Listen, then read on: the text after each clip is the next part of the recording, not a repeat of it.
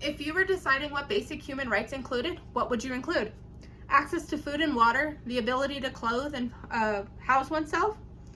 All of these seem like obvious necessities for human beings to survive, right? But what about access to affordable health care? Should we be able to have access to life-saving medications and interventions? What about prenatal care or vision or dental care?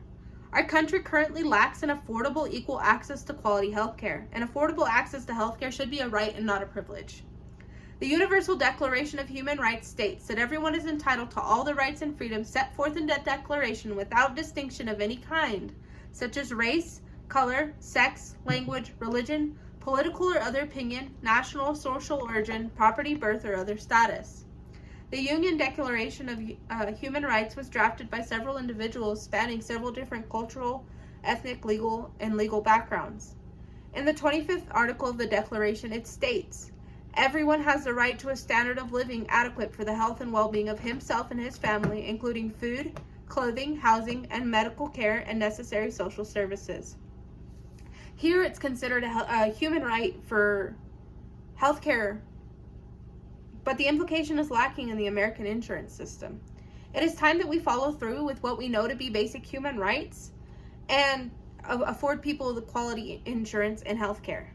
Americans right now can choose from several companies offering insurance costing families about $1,000 a month. The average monthly premium for employer-sponsored family health coverage in 2021 was $1,851.75, according to the Kaiser Family Foundation. This might seem reasonable sum, but this does not include the prices of prescription copays, dental care, or vision care. This amount is usually deducted from your paycheck, and a middle-class family would not be able to afford this.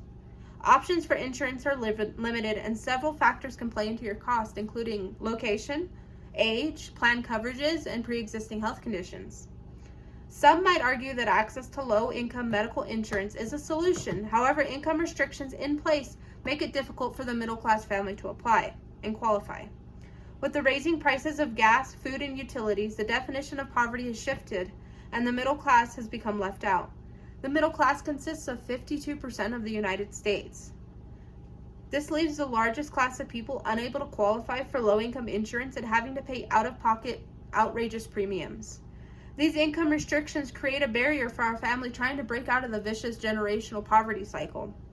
Knowing if you make too much and can lose your assistance that you so highly depend on reduces the want to do better for yourself.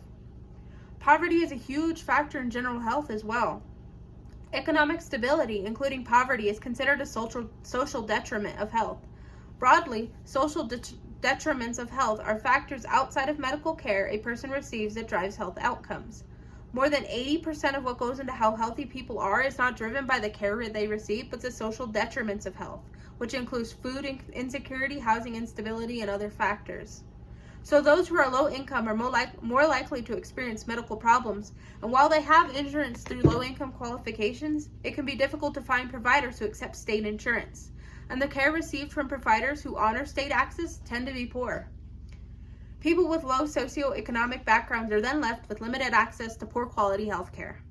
This is the same group of people who are at an increased risk for chronic conditions such as diabetes and heart problems. A whole class of people with an already limited access to things like higher education now are unable to receive affordable quality health care. So because someone does not make enough money, should they not receive quality health care? Why does it seem like we want a whole class of people to suffer just because their monetary income is less than another's? The biggest argument for not being able to implement a universal healthcare system is cost. Individual taxes are likely to increase. But can you put a price on someone being able to take their sick child to the emergency room without the worry of facing a bill upwards of $5,000? What about a newly diagnosed cancer patient who just found out that their chemo treatments are going to cost them $10,000 each? Those people in question are my kids and my mom. As someone who works 2 jobs and does everything to make sure my family's needs are met, and in doing so barely misses that low income limit, and now I'm left to my own devices to pick and choose whether we get food or gas that week. When I'm fretting over whether I can make ends meet this month or not, health insurance unfortunately is not a luxury many, myself included, cannot afford. Healthcare is a basic human right, and instead is used as a political pawn for high-class individuals and big pharma to make the most money. In doing so, most people in America pile on medical debt and are unable to receive simple, necessary care from doctors. The excessive cost of insurance and medical expenses is leaving Americans debt-ridden, and those financial burdens are passed down to the next generation. I see this firsthand working in the medical field as a first responder, the lack of care available to the low and middle class. It's time that we took the care of the people that make up the majority of the country. The high costs of modern-day care have left millions with a devastating financial burden that have forced patients and their families to make gut-wrenching sacrifices even as they confront a grave illness.